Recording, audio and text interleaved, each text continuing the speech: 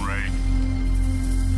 The one constant through all the years, Ray, has been baseball. Little roller up along first. Behind the bag. It gets through Buckner. Here comes Knight, and the Mets win. Now the 2-1. Line drive to the base.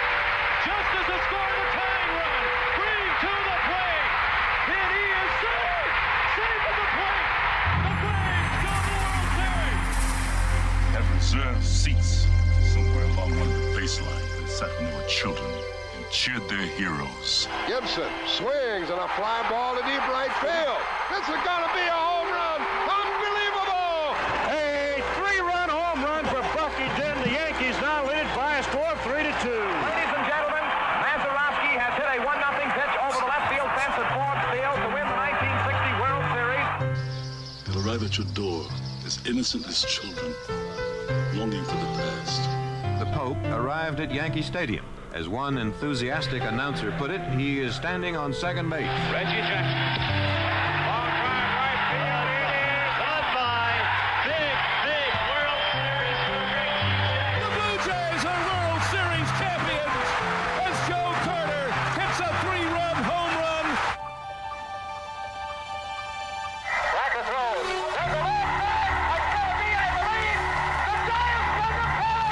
The Giants from the pennant. The Giants from the pennant. The 0-1 pitch. A liner off Nagy's glove into center field. The Florida Marlins have won the World Series. The memories will be so thick that I can brush them away from their faces. The 1-0 delivery to Fisk. He swings, long drive, left field. If it stays fair, it's gone. Home run. The Red Sox win. And the series is... Lolich fires. Ball is hit high in the air. This should be the series. Freehand waving everybody away in foul territory. Detroit wins. Here's the pitch to Willie. Here's a liner straight to Richardson. The ball game is over and the World Series is over. Willie McCovey hit it like a bullet. A line drive right Baseball to mark the time. The Oakland A's take. I'll tell you what, we're having an earth. Good evening, ladies and gentlemen, and welcome to Candlestick Park for Game 3 of the 1989 World Series. It's been erased like a blackboard, rebuilt and erased again. Frank Robinson, the right-hand batter. Long drive to left field. Leva. Gets it back. Base hit loaded, 1 out. Pena in a chance. The Twins are going to win the World Series. The Twins have won it. Ozzie with 1 out. Smith corks one into right down the line. It may go. Go crazy, folks. Go crazy. It's a home run. And the Willie Mays just brought this crowd to its feet with a catch, which must have been an optical illusion to a lot of people. This field, this game, is a part of our past, Ray.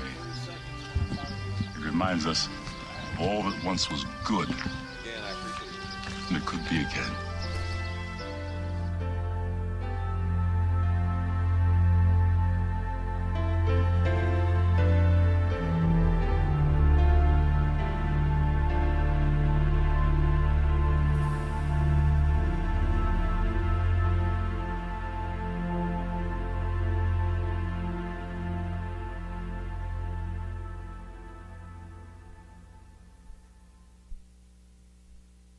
Broadcasted live.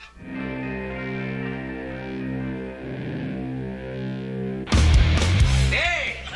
Who wants to have some fun? There are balls coming from all over the place. Left field, center field, right field. See, this is the kind of thing, quite honestly, right now, that makes you want to see the Chicago Cubs team lose. Now, are you just saying you want to have fun, or do you really want to have fun? It'll be fun. Will the next person that sees anybody throw anything onto this field, point them out, or get them out of here? You don't live in Cleveland. You live in Cincinnati. You talking to me? You talking to me? That is the farthest thing in the universe from the truth. Hello, everyone, live. It's the Dan Scott Show. And right there is your host, Dan Scott. Well, good morning, everybody, and welcome to this Tuesday edition of the Dan Scott Show. I am Dan. Good to have you with us, and it's good to be back after taking the last week off. It was exam week over at Furman. I had a graduation weekend to try and survive down in Charleston with my youngest daughter, Rebecca, graduating from the nursing school at Charleston Southern. So we took last week off. Yesterday was a paperwork day, catch-up day at the office, but we are back today and for the next couple of days anyway after this live here, and looking forward to getting back at it. Tomorrow on the program, Scott Keeler of the Furman Sports Report will be joining us, and we'll be talking a bunch of different things from a Furman standpoint, including the women's golf program, which teed off just about 40 minutes ago in round 2 of the NCAA tournament down in Tallahassee. Top 8 teams advance out of the regionals to the finals there. I'll also talk Furman baseball, and then on Thursday, Brett Harker will join us to help preview the baseball series with ETSU on the road this weekend. But a couple of things that you may have noticed. Number one, I'm in the home studio, which is still not complete, but we're getting it there. And number two, we started the show a half an hour later than normal, and it was to accommodate the guy on my right, your left on the screen here, longtime friend and a not as frequent guest as we would like, but still a frequent enough guest on the program, the athletic director at Southern Wesleyan University, Chris Williams, joining us. How are you, sir? I'm all right. Good. You came directly from the office, thus the tie. You're dressed way, way too well for this program. Yeah, I'm wearing shorts that nobody can see that piece of it. It's just like all the Sports Center guys, right? Yeah. So all you see is we won't stand up from here down. Anyway, it's good to see you again. Thank you. Family's well, I hope. We're good. We're stronger than we used to be, well, and I think that's one of the things that family does. In particular, as we get into this topic today, is you surround one another and you forge ahead together. And so my kids are good.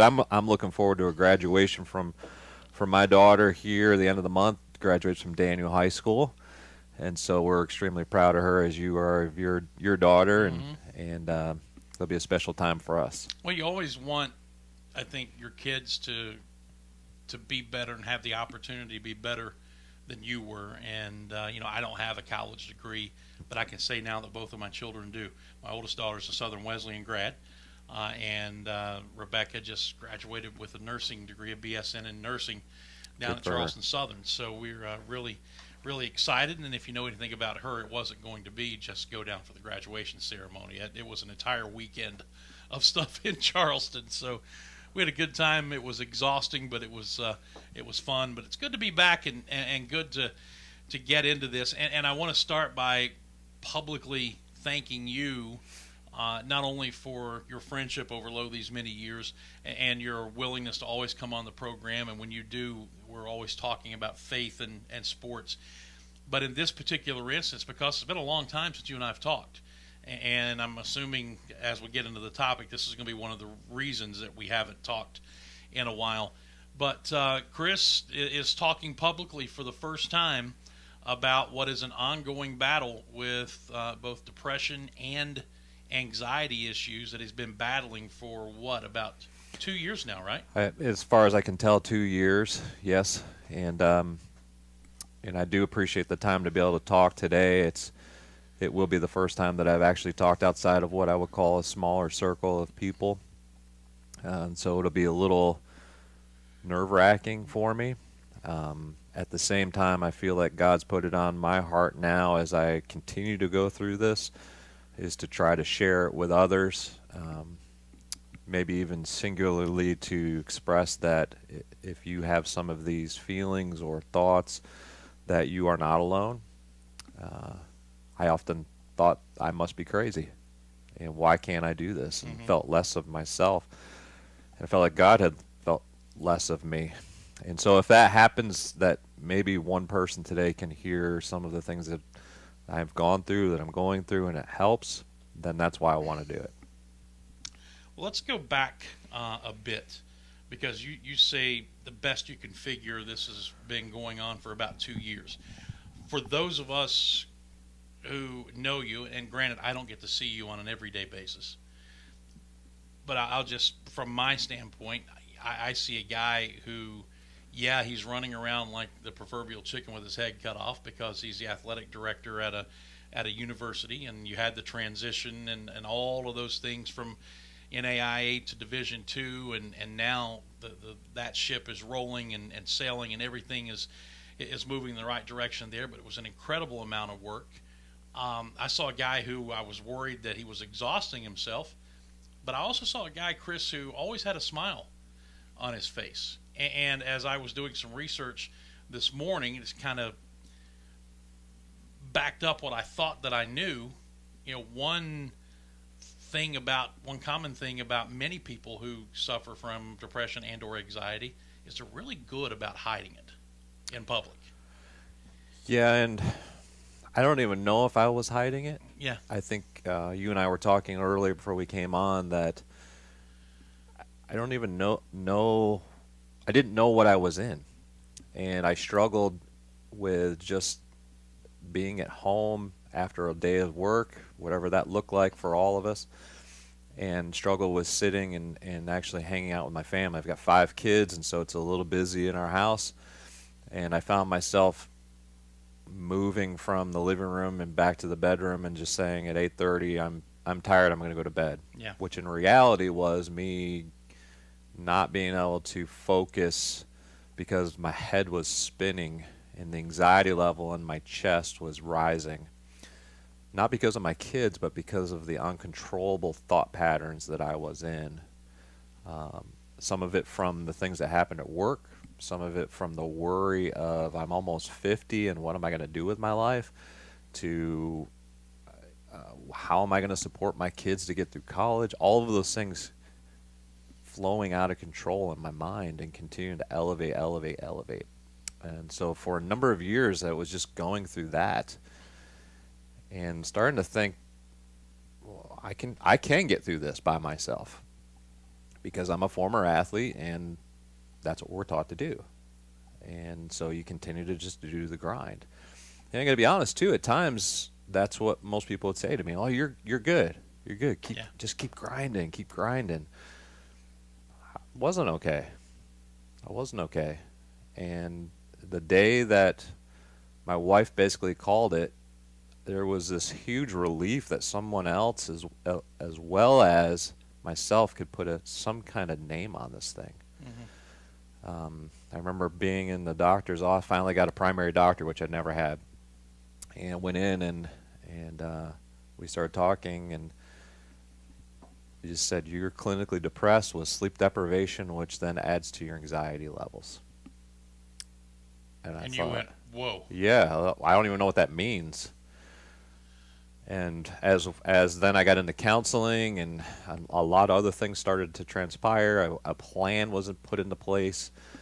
I stepped away from work for a few days, which ended up being 2 weeks, and really started to focus on where am I and what do I need to get back on a healthier path. Mm-hmm. And it's mental health,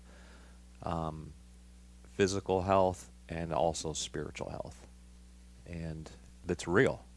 And for years I thought that it's not real. It's not real. It's a weakness in me that I can't handle this. I remember being on the show and we often talked about finding balance, and now that I look back on those times talking to you, I thought, was I preaching to myself? And I knew I was, but at the same time, I don't know if I was doing anything about it. Yeah. And I think as a male, again, that's the thing in particular in U.S. culture, that's what your expectation, you're taught. You got to keep going. And you go to a point of exhaustion at times. And it's almost become that's expected. You're available 24 hours a day, 365 days a week or a year, and that you just have to keep going. And we're tethered by these things. Correct. You always have to be accessible. Mm-hmm. Email, text, even social media. that we're on today. It has its uses for good, and it also has its uses for the forces of evil, as they used to say on Justice League of America. So I found, I don't mean to interrupt you, but I found myself in a point where I felt like all of this was stealing the joy of my life. So it gets back to your point about, I do think I'm someone who is energetic, who has a smile on his face, who's ready to get in there. And in particular, the things that I really love to do is to be in a room and work the room. And I found I was pulling away from some of those things because I didn't have the energy, I didn't have the confidence, I didn't have the desire even. And one of the things that, now that I've been going, I've named it, is music has allowed me to really reconnect with positive thoughts, but also even of my own heart and soul to be energized. And I've been listening to 10th Avenue North a lot. And if anybody's ever listened to them, I'd really encourage you to listen to their I think it's Followers album. And in that there's a song called Nobody Can Steal My Joy, or Nothing Can Steal My Joy. And it's something that has really resonated with me. Another song on there, because I'm a control freak, talks about opening your hands. And physically, when I listen to the song now, I open my hands, and you're basically giving the control of your life back to him, because I've stolen it from him, trying to control all of these things, and realizing that whatever it is, whatever my little life is, he has control in it.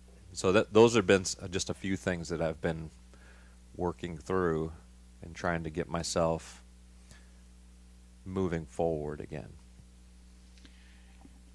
You know, as I'm sitting here listening to you talk and talk about the genesis of this thing, you know, the part about being an athlete obviously resonates, because you're right. As an athlete, you're taught to fight through the walls. You're taught to fight through the boundaries that have been set both physically and mentally to become the best that you can be, and always, hey, if you take a break even for a minute, half an hour, a day, somebody else is always working to outwork you. So that resonates. The other part of it that resonates is something else that you touched on. As men, we don't like to admit that we may have a problem or an issue. And it's something, again, I'm supposed to keep this inside. I've got a family to support. I've got a job to do. And I'm just going to, again, grind through it. And I think that's one of the big problems that we have in this country today, quite honestly, with men in all aspects of life, especially inside the church, is they and I'm guilty of it.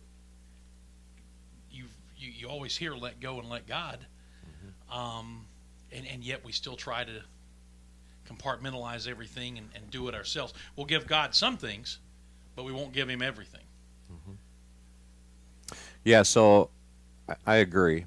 And what I found through counseling, my counselor is fantastic.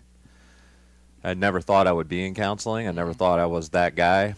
And even with somebody with a very little bit of counseling background, and my wife has a very little bit of counseling background, I thought, well, I'd never do that. It's for crazy people. And I would now put myself in that, well, I'm not saying I'm crazy, but I enjoy going to talk with my counselor and to unpack things. Yeah. And as a male in particular, we don't want to do that. We're scared of that. I've been asking for help, but I didn't even know why I was asking for help. And like you said, I just continued plowing through. Often I was internalizing pressure. and it just keep mounted up and mounted up. I got to a point where the anxiety was paralyzing me, and the pressure continued to build and build and build. It's funny, even yesterday I had an athletic director reach out to me who is a couple years ahead of the process that Southern Wesleyan's been through. Mm-hmm. He and I actually spoke at convention, NCAA convention in January. I'd never spoken to this guy very much at all. And he sought me out. And we sat down and had a conversation. He started asking me all these questions. Are you feeling this? Are you feeling that? You look like you're burned out. And I thought, how do you know all of this? He said, because I've been there. And I can see it in you. Mm-hmm. And as I started to think about some of the things he said to me, I looked around the landscape, and this is just my little world, in college athletics, ADs who had moved their programs from NAI, let's say, to the NCAA D2 in this transition. They either retired, got fired, or changed jobs. And I thought, I wonder why.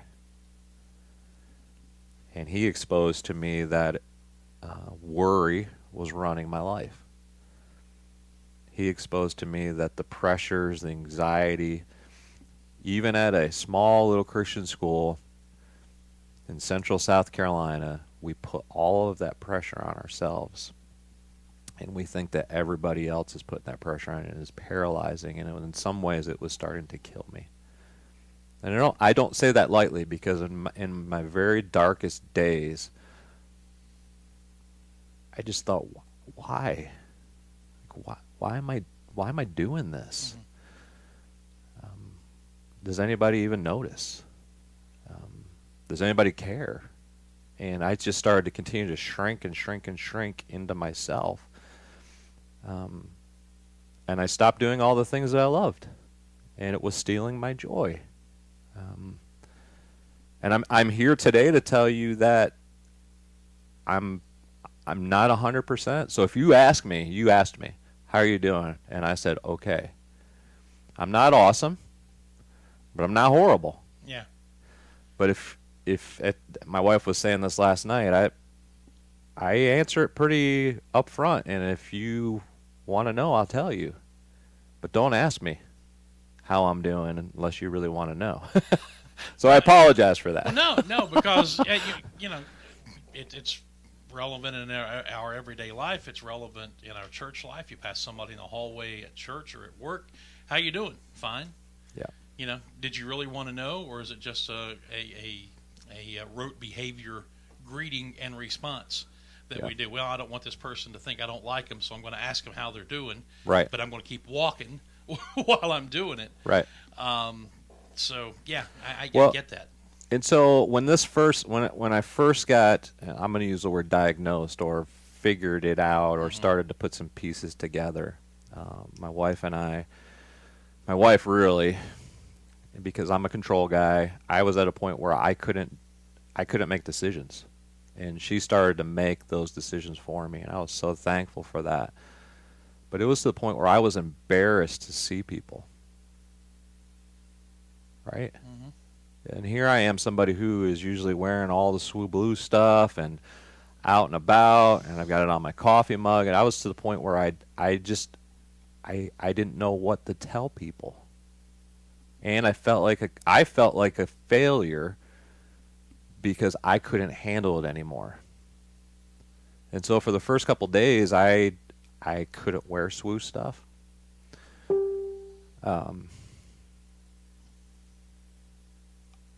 Maybe one or two people knew what was going on. Mm-hmm. I honestly, I felt abandoned by God. I was angry.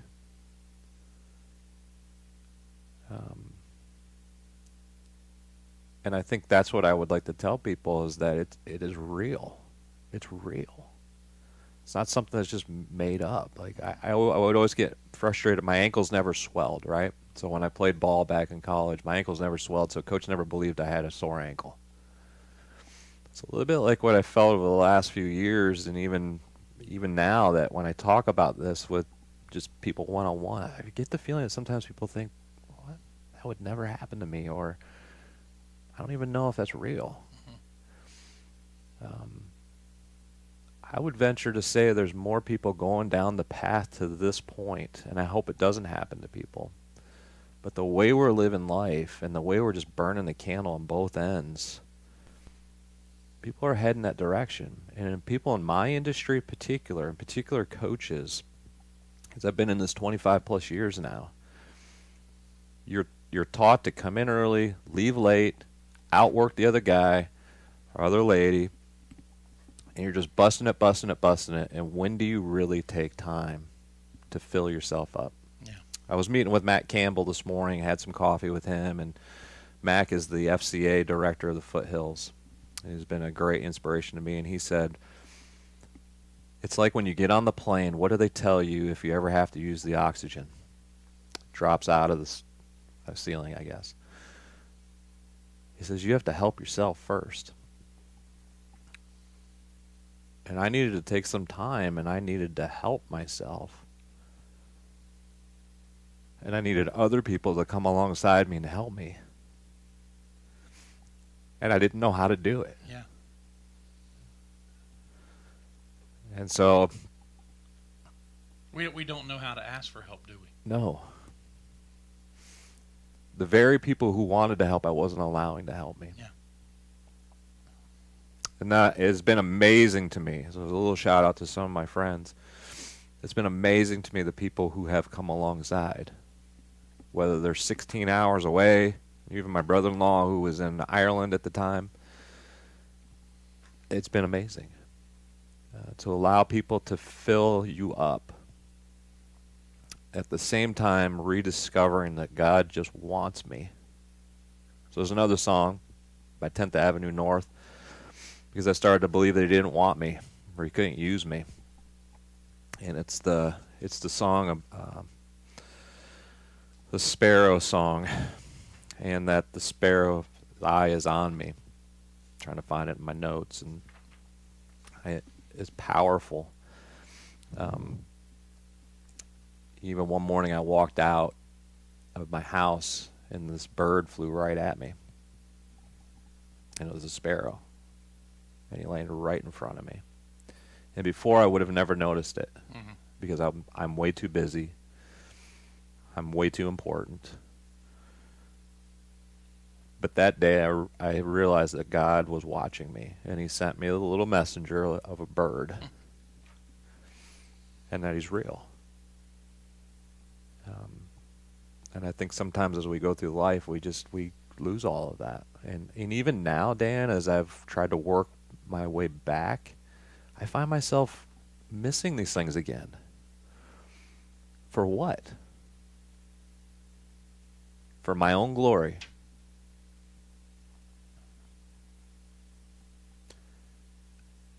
And so I hope that I can just be here today to express to people, if you're heading in this area, reach out, talk about it, get into counseling, find some ways to find balance. I was talking with a young man the other day who's got 2 young kids, and I just approached him and said, I feel like you're moving down this road.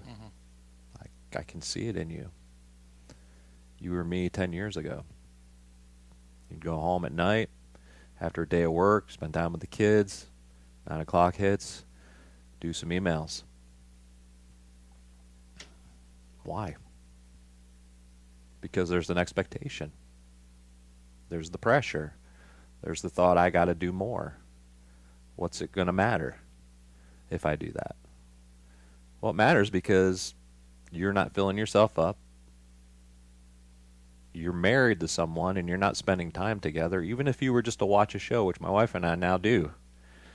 You're spending time together. Right. And so what does that do to your relationship if you don't? And so I would just say evaluate every single thing with your balance. And do you really have balance, or are you really searching for balance, or are you just doing life and the grind? That's what I was doing. This is Chris Williams. He is the athletic director at Southern Wesleyan University here in central South Carolina, which is right on the doorstep of Clemson here in the upstate of the state of South Carolina. When we come back, we will continue this conversation, and what I'd like to do, if it's okay, is talk about how all of this was affecting your family before your wife stepped in and you started the road to getting better. Maybe how it was affecting your job performance. And as we go to break on the screen, while the commercials are playing, you guys are going to see a couple of different different graphics come up. One's going to be some facts on depression. One is going to be some facts on anxiety. And then also, as we continue in the second half of the show, we're going to talk about looking at this from a Christian perspective. I found an article out of Relevant Magazine. Christianity Today picked up on it, and it's 5 things that Christians need to know about dealing with anxiety and depression. So we'll do all that when we come back. This is the Dan Scott Show, and we'll return in just a moment. Holding, number 79, defense, first down. I'm also holding a party tonight. Great call by the official. Looks like we've got another flag on the field. Holding, a Pepsi. Necessary refreshment. Hey, Ted, bring some of that Pepsi to my party. Pepsi and the NFL. Welcome to the Fun Doesn't End Zone.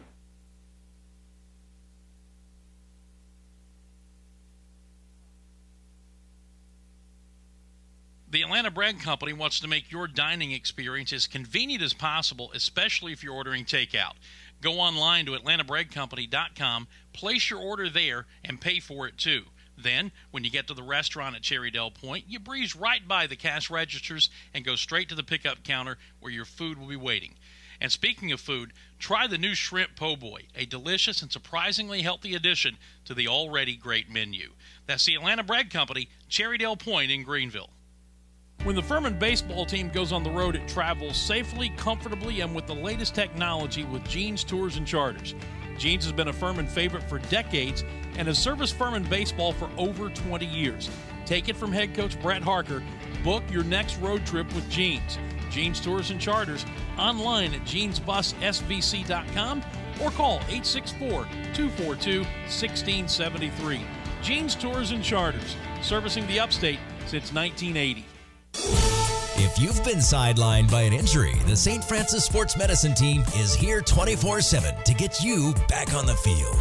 Our highly trained network of physicians, athletic trainers, and physical therapists treat all types of sports-related injuries, even those that don't occur from playing a sport. Call the St. Francis Hurt Line at 675-HU-RT for priority appointments or at-home advice. Again, that's 675-HU-RT.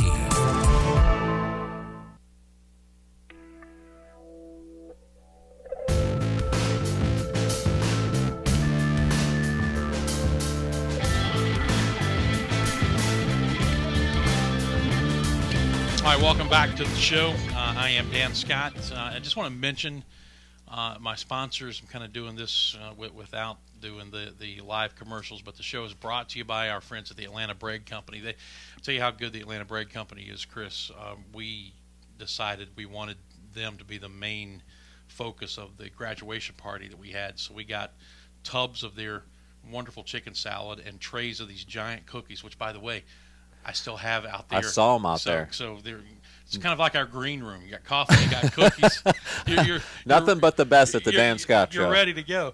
And we packed them all up, and we took it with us at the chicken salad in ice and took it down there, and it was an absolute hit. So thanks to the Atlanta Bread Company, to Ridge Media, to Hall's Chop House, to Security Complete, and to the Walk a Mile project, and obviously we'll be telling you a lot more about all of those folks in the coming days. We are talking, though, very specifically at length for the entire show today with Chris, who again is the athletic director at Southern Wesleyan University, about his ongoing battle with depression and anxiety issues, and this is the first time that he's spoken publicly about this. And again, I can't tell you how much it means to me that you trusted our relationship to come and do this for the first time. As we were scrolling through during the break, the graphics on depression, which you can see affects over 18 million adults in the U.S. That's 1 in every 10. The leading cause of disability, and you can see the suicide and homicide rates there. But the one that kind of struck me on the anxiety one is that if these numbers are correct, you are in a vast minority of people who actually receive treatment. You can see it on the screen there, just 36.9, basically 37% of those with anxiety disorders receive treatment. And when I showed you that a minute ago, your comment was, I can believe it. Yeah. Why can you believe it? I mean, I wasn't going to go, and I just denied it. I denied that there was a problem or an issue, something that I was needing to deal with, and I just thought I could do it on my own. There's another song Toby Mac sings. He says, every time I try to go alone, I get shot down, locked up, and held captive in the clutches of my own down. We go back, we go forth, we go back, I get sick with vertigo. Weary of my days, my ebbs and flows. And this is the part where I finally got to is I want to feel a new day. I want to live a new way. And when you read a little bit of why he wrote that song, is he just says he was reminded of God's grace, which gives me courage to get back up. Yeah. And so often though we don't go there. On our Facebook Live feed, you are getting, as you can see, some nice comments from Conatha and Linda, Mary earlier, Chris, David had checked in. If you have a comment, if you have maybe a question for Chris and you'd like to drop it into the Facebook Live feed, you can do that. You can tweet them to at Dan Scott Show, or you can, those would be the two best ways. Just leave them on the Facebook Live feed or tweet them to Dan Scott Show, and we'll pass them along to Chris. But I'm guessing, and you can tell me if I'm wrong here, but as you emerged from your shell and started to let, I guess, your inner circle know what was going on, and would I be correct to say that the support has been very, very good? It's been good. It's been hard. What my counselor called re-entry. Because I was really isolated for a couple of weeks as I tried to work through some medication that helped me to sleep, as well as to just slow my mind and keep it from circling and getting into repetitive thoughts, which a lot of times ended up being negative. And so after those few weeks, I was actually starting to feel some of the effects that would help me then become more focused and moving forward. When I did re-enter work or life in general, it was really weird to be around people because I didn't know who knew what.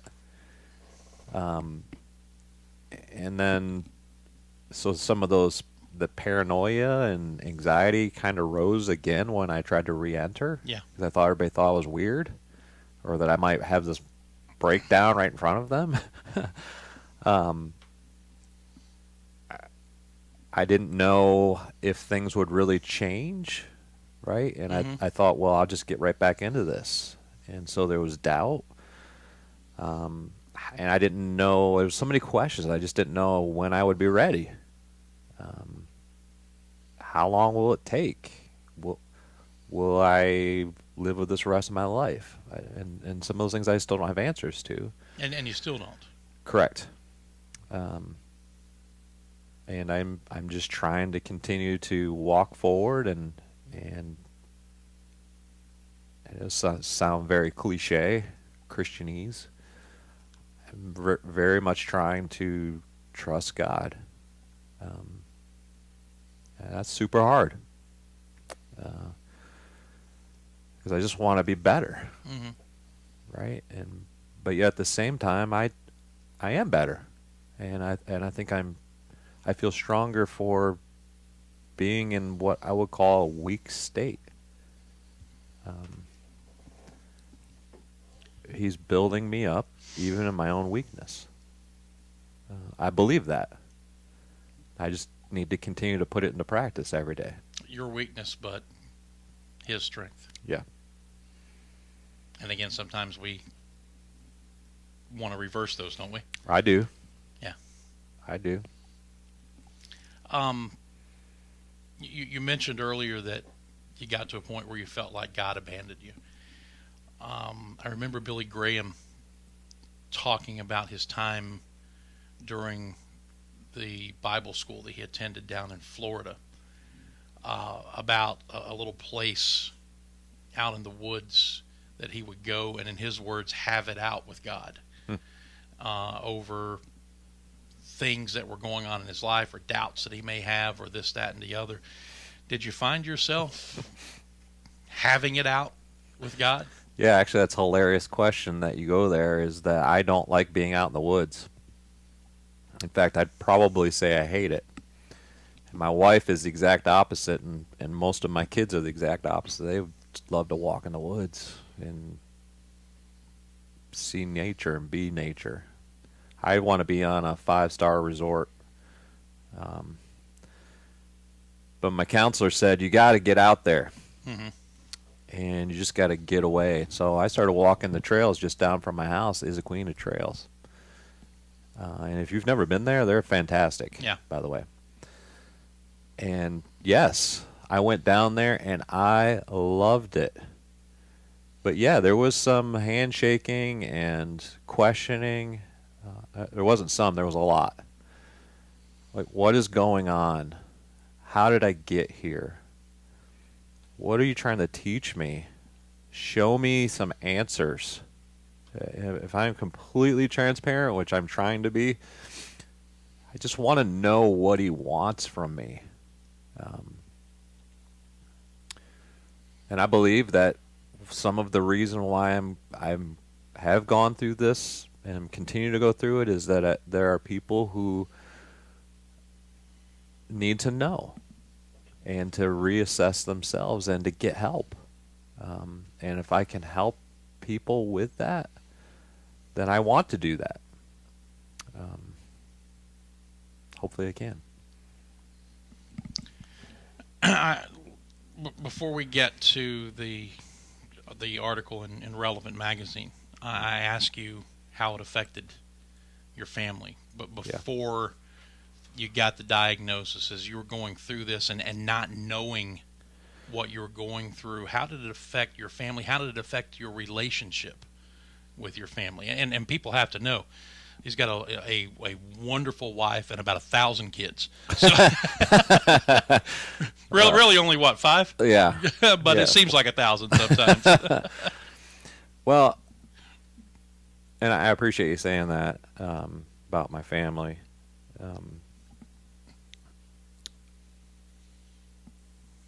I think I'll go back to a statement I made. I think that we all feel like we're super busy, and that the things that we do, that we are, in our heart of hearts, we believe that we're doing them for the betterment of our family. And I think in my little world, the struggle is that I feel like sometimes I'm raising other people's kids maybe more than I'm raising my own. Mm-hmm. Can I interject something before you go on? Yeah. Because you talked about earlier coaches burning out. Yeah. And the first time that I can recall hearing a coach use that term was when Dick Vermeil stepped down from the Philadelphia Eagles all those years ago. And the famous story on that was that they were watching film one day, and all of a sudden he screamed, "Stop, run that back." and they ran it back, and he said, freeze it there. And it was a picture of his son was on the screen. And he said in that moment he did not or had not realized how big his son has gotten. And that was one of the things that triggered to him that he had to readjust his priorities because he was missing all that time with his family. So I just want to kind of interject that as you're talking about your family now. Yes. Yes, and it's something I've tried to share with my own coaches and other coaches is that has to maintain and be in the front and center, because it's way too easy just to be consumed by the everyday, the next recruit, the game film, the travel, the winning and losing, and the anxieties and the worry and the doubt that comes with that. Mm-hmm. And even the celebration, I remember one story from coaching maybe 15 years ago, and my daughter, Emma, was being baptized at the church, which is right on campus, Wesleyan Church there, and we had a game that night. And the church knew we had a game, and so they were trying to wait for me to get there. It's probably a 200-yard dash from the gym to the church, where it used to be. Well, it ended up being one of those games where, and I think Kenitha Ball, who showed up online here just a second ago, I think she played on that team, and there was like 50, 60 fouls between the two teams, right? And so the game went forever.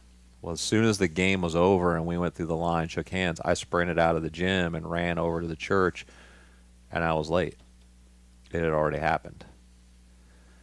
And so why couldn't I have left and let the assistant coaches do the end of the game?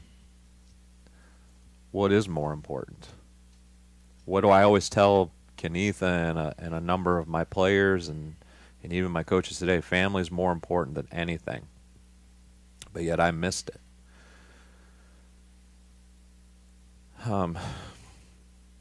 You asked how would it affect my family even recently? I think that they've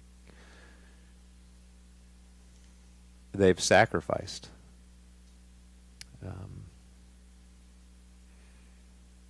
And I mean, it's part of it, right? Like, my kids will come to games with me and they'll work, they'll run a camera, and that's what we do. At the same time, I've come home and I think everybody out there listening would get this, like, you get home, you just want to sit on the couch. I found I was doing that way too much, and I wasn't out playing wiffle ball with my kid. I wasn't present. I'd come late to an event, or I'd leave early because I had to go and do this. And those things have to get done, but I was sacrificing family. My family was supporting me even through that, understanding it. Mm-hmm. So when this all kind of went down, we needed to have a family meeting and kind of get the kids in, because all of a sudden Dad's at home all the time, and that's weird, because Dad's never home.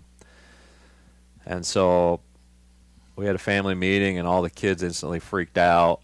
We're moving, or what am I going to do about school, or Mom and Dad things aren't good.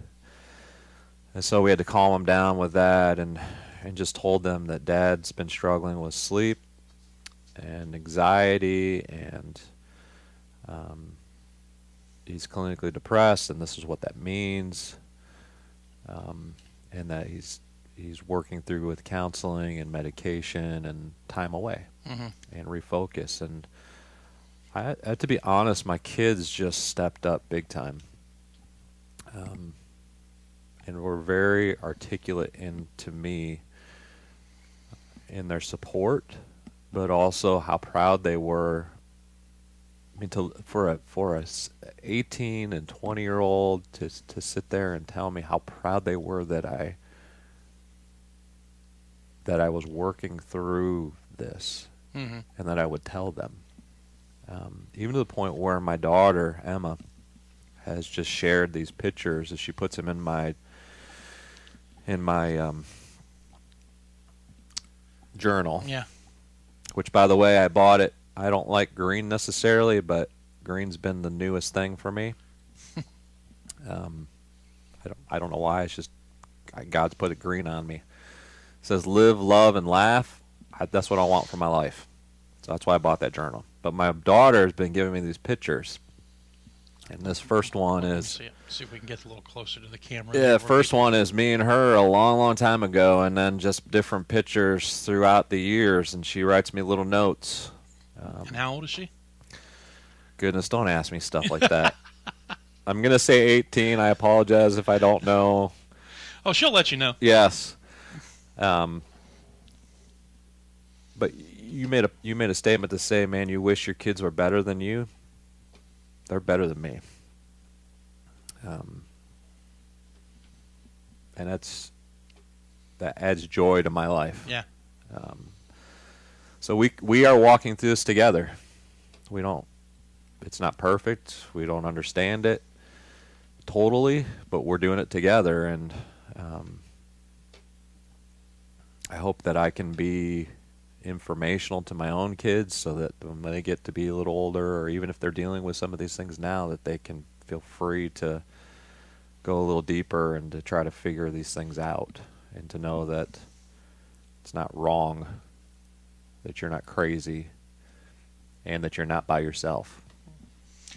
When you reached out to me via text last week and said we needed to get together and do this, and you told me what was going on and that you you wanted to share, was that hard for you to do? Does part of you still worry that there's a stigma attached to saying I'm depressed, I have anxiety, I've been diagnosed as something like that? Was that difficult for you to do?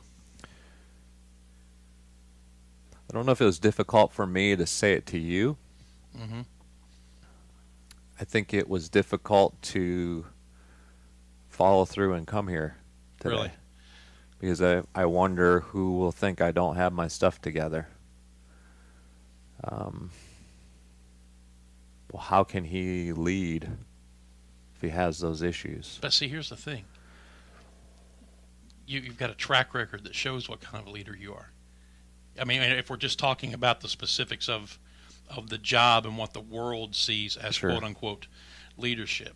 Sure. To me, nobody can question that, because you've got the track record. You led this university through the most difficult transition that it could have gone through. And God had many miracles that happened along the way, but you were the guy at the forefront of that. So there's really, if anybody looks at it, they can't say this guy doesn't lead, can't lead, at least from a world point of view. But I'm guessing the bigger questions are right in here for you, right? Sure. And that's the realities of what this does to you. Mm-hmm. And a few sermons ago, I actually think it's a few months ago now, Tom Harding, who's my pastor at Alive Wesleyan, a little shout out, talked about he as he rode his bike through the woods, and I think he was riding through Issaquena trails that 17. So my wife's telling me that I am off base with my daughter's age. She's 17. So, but at least she did it laughing at you. So thank you. That's always good. Thank you for your support, dear. Yes, thank you. But she does say later she loves me, so there you go. I think that he really put this on my brain even before I knew it, that Satan has been riding on my bike and leaning over my shoulder going, you can't do this. Mm-hmm. You're not good enough. And adding all of this doubt. And I would wonder how many of us out there are letting Satan ride on our bike. And what I found through this is I need to keep filling my head and my heart with all of this other stuff that God wants for me, not what Satan. He don't want it for me, he just wants to put it on me. God wants me to be positive and energetic, and not that I'm not going to go through stuff, but at the end of the day, he's got me. And so I felt so good that somebody actually would say it from the pulpit. Mm-hmm. Because I saw that day as him saying that's a mental health thing. Like Satan's sitting on your shoulder like in those cartoons, the Tom and Jerry cartoons. Right. I know you watched them. Still do. Yeah, the red one. Yeah, the devil and the angel. And that's what it felt like. And still at times I battle that. Like, what? Get off me. Satan says you can't do it. You're not good enough. Yes. But what does Philippians 4:13 say? I can do all things through Christ who strengthens me. And those are the things that we have to continually put in front of us and to believe. Yeah. But even in my darkest moments, I was just separating everything out. And I was isolating myself spiritually, mentally, physically. Yeah. I want to get to this article just briefly because and this 5 things that Christians need to know. It's in Relevant magazine. You can find it on Christianity.com. If you just Google 5 things Christians need to know about depression and anxiety, you'll find this. One of the things that you begin to understand quickly is that the church as a whole has not really found a way to come to grips with how to deal with this, because as number 3 points out, the Bible doesn't provide easy answers. There's nowhere in the Bible that you can go to where it specifically says if you are depressed and suffer anxiety, here is the remedy for it. The church has a hard time dealing with this issue, like it has a hard time, quite honestly, with many issues sometimes.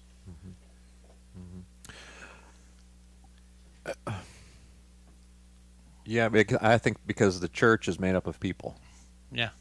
Right? And so I think I'll go back to just God. And I'm talking to myself right now.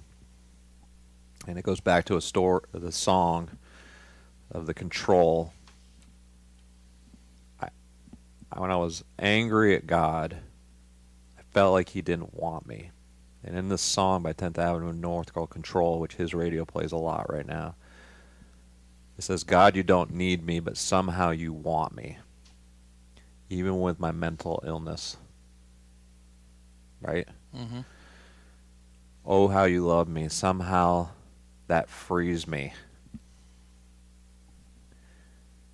And it makes it real that even me, even through my darkest days, he's still coming after me. Like, he wants me. And I had gotten to the point where I didn't know. And I started to believe that he didn't. I also thought, well, I don't even know the plan. Mm-hmm. Right? And it says, in the song, it says, I've had plans shattered and broken, which is exactly where I felt like I was about 6 weeks ago. I had plans. Things I've hoped in, I've fallen through my hands, and then I have to realize he has plans to redeem and restore me. You're behind me and before me. Help me believe that, because we don't. Yeah. And I wonder sometimes if that's what the church thinks, because we are the church and we don't want to acknowledge that we have issues. Mm-hmm. We think we're all cleaned up and we play church. The last piece of it, it just makes me want to it makes me just want to cry out loud,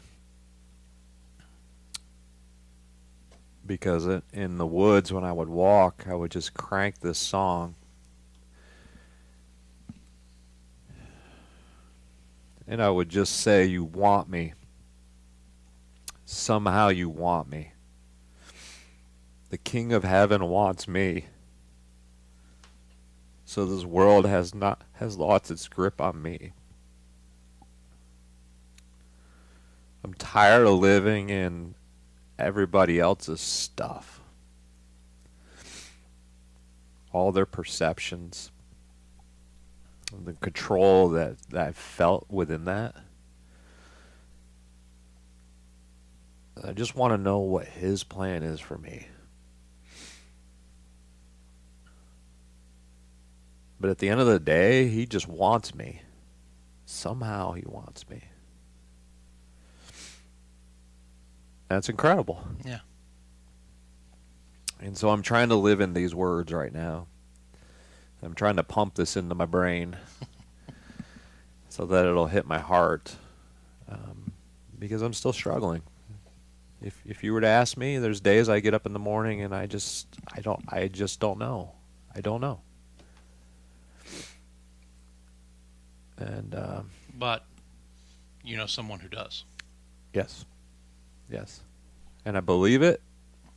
I just have to keep reminding myself that I believe it. And I'm so thankful for all those, again, who've come alongside. I would say this, too, if there's anybody out there who's heard this today, and I apologize for rambling. But I really want people to realize that it's real, that and that people want to help you. You're not crazy. You are not weak. And there are ways for you to really reconnect again. Yeah. And I'm willing to do that. If somebody wants to contact me and get my information through Dan, I'd love to sit with you. I'll buy you a coffee and we can just sit and talk, and I can share some of the things, and maybe you can help me move along better. It's encouraging for me to talk to people about this.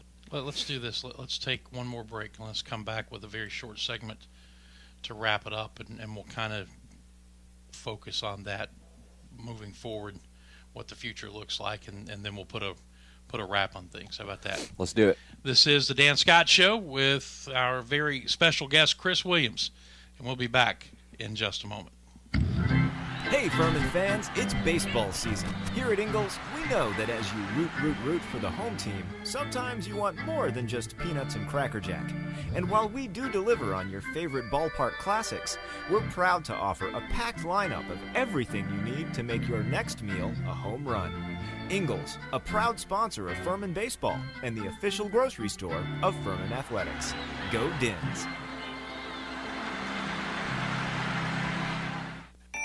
Life's healthier when you're backed by a Greenville Health System primary care doctor. Because then, the doctor that has your back is backed by the more than 1,000 physicians and specialists at the region's leading health system, all working together to bring you the right care in the right place at the right time. Great health starts with a GHS primary care doctor, and there are more than 200 of them conveniently located throughout the upstate, ready to see you. Find yours today at ghs.org/mydoctor. The Atlanta Bread Company wants to make your dining experience as convenient as possible, especially if you're ordering takeout. Go online to atlantabreadcompany.com, place your order there, and pay for it too. Then, when you get to the restaurant at Cherrydale Point, you breeze right by the cash registers and go straight to the pickup counter where your food will be waiting. And speaking of food, try the new Shrimp Po' Boy, a delicious and surprisingly healthy addition to the already great menu. That's the Atlanta Bread Company, Cherrydale Point in Greenville. Let me tell you something, Cowboy. This rookie can really bring the heat. He's smoky and spicy with a Chipotle style all his own. It's a new Montgomery Inn Chipotle barbecue sauce. Make it a part of your home team. Available now at your neighborhood grocer or online at CincyFavorites.com.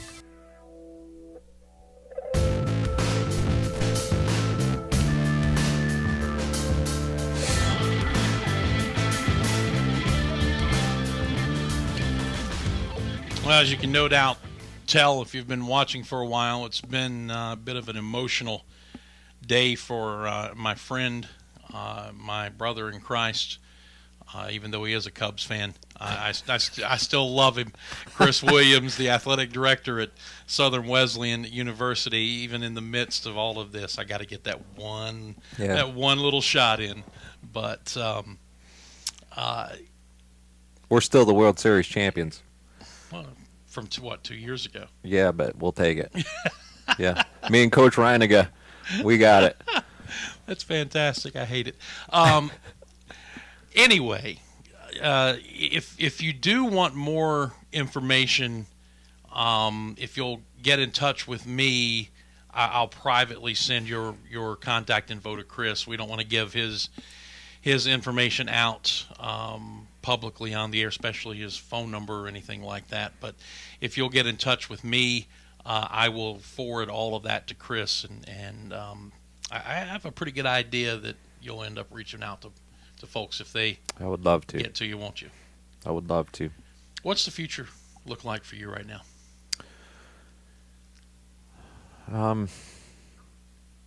I think to continue to try to figure out how to navigate to mental health, to learn more about myself and the journey that I'm in, to continue to find the balance with both my kids and my wife, and what's the right things for us, and then just to continue to seek God's plan for us. I don't know what all that means, and we're just praying that He continues to reveal the plans. Right now we're just trying to focus on I don't want to use the word rebuilding, but I would rather say reconnecting, I think. Reestablishing, moving forward together in that way.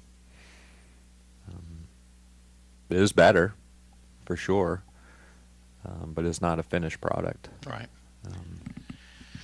I would say if you've been listening to this today and anything has struck a chord with you, and we have kind of been framing it from a male point of view because that's who we are and that's what we know, but man, woman, boy, or girl, if any of this has struck a chord with you and you say, that's what I'm going through, you got to seek help. You can't be scared. You can't be embarrassed. Can't be stubborn. Well, you're going to feel all that. You are. But you've got to get through it, right? You have to take that step, I guess is what I'm saying. Yes. Or you need someone to really speak truth and to help you start on that path. And that was my wife. I think you've spoken a lot of truth here today. Yeah, my wife really did that for me, and stepped out of her comfort zone, but also went into love mode. And there are people in your own life that can do that for you and will do that for you. Still, at the end of the day, I agree with you. You have to allow people to do that and believe that they have your best interest at heart. I will say this too. I've much support at work, in particular. Dr. Joe Brockington, who's my direct report, and my associate AD and Julia Reiniger have been nothing but a gift to me. And so I'm so indebted to them for the willingness to work with me and to cover me at times.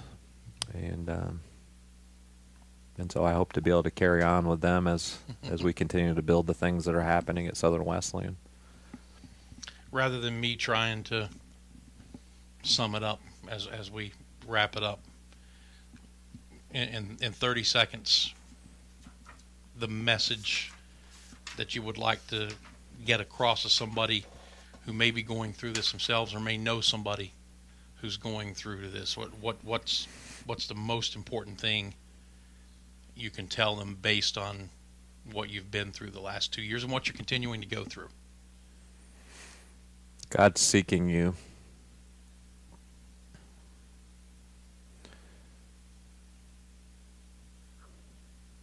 God's seeking you, and He will continue to be right there, even when you doubt it. And that He will continue to put people and things in your life to encourage you and to walk you through even the hardest times. And He's asking you to call upon Him and come and pray to Him and to listen. He says, I will seek you and find you when I search for you with all of my heart. It's Jeremiah 29. I just pray that people will continue to seek after Him. I'm working to do that. And really what that's done for my own mind and heart is to simplify what we've made super complicated. Through our busyness and my ego, and that I just need to seek Him with everything. I'm not perfect at it, by the way. And you never will be. No. I encourage you all, please seek me out if you so would like to talk about this. I would be more than honored to do that with you. Well, let's make sure that whether it's on air or off, that you and I talk more frequently. Yes, and again, I thank you so much. I didn't know what I was going to say today. I'm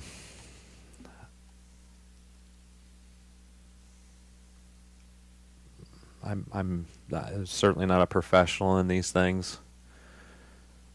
I just sincerely believe that I'm supposed to help because I've gone through this, or I'm going through it. And I think in particular in the world of athletics that people need to be aware of burnout and losing your focus on why you're doing what you're doing. So I hope I can be that for people. So I appreciate you all listening, and I would really, I would ask you, I need continued prayer. I just need, and even today I've had people text me and just say they're praying for me. That means an awful lot, because I need it. I need it. Well, I will tell you again, as we say goodbye. First of all, we all need it, but we will continue to pray for you specifically and encourage people to continue to do so. Because ultimately that power is what's going to be the one thing that gets you through this. You can't do it on your own, and you have found that out. But I can't tell you how honored I am that you would seek me out to do this, and not for ratings or to get more people to listen, but because of our friendship and the way that we've developed our relationship in the past, that you would trust me with this. You speaking about it for the first time means more to me than you know. So thank you for being brave enough to come here and bare your soul about something that I know wasn't easy to do. That's true. Love you, man. I'd like to pray to end if I can. Absolutely. That'll help me too.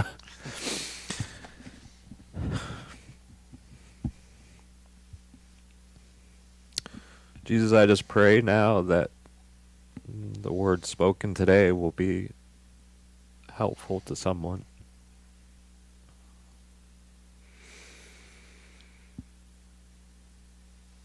I'm thankful for the opportunity to share my story, which is your story.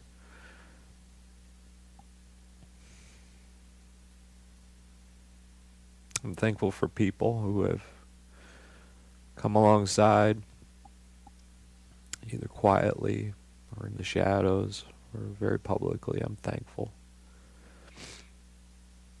And Jesus, I just pray that you would continue to seek me, that you would continue to seek my friend Dan, that you would continue to seek it, those who are listening today, to let us each know that we are special to you, that you love us,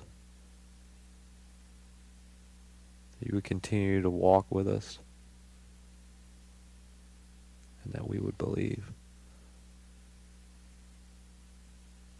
Thank you again for this time. Amen. Amen. Appreciate you. Thanks. Now go to work, will you? Come on. What's the matter with Suck you? it up. Suck it up, exactly. That is going to do it for us. Thank you again for your attention. I hope that the show had its intended its intended meaning today. I hope you got something out of it. We'll be back with you tomorrow, slipping back into the same old grind, for better or worse, with Scott Keeler from the Furman Sports Report, back in studio over at Furman. Until then, for Chris Williams, Athletic Director of Southern Wesleyan, I'm Dan Scott, saying God bless you, and so long, everybody.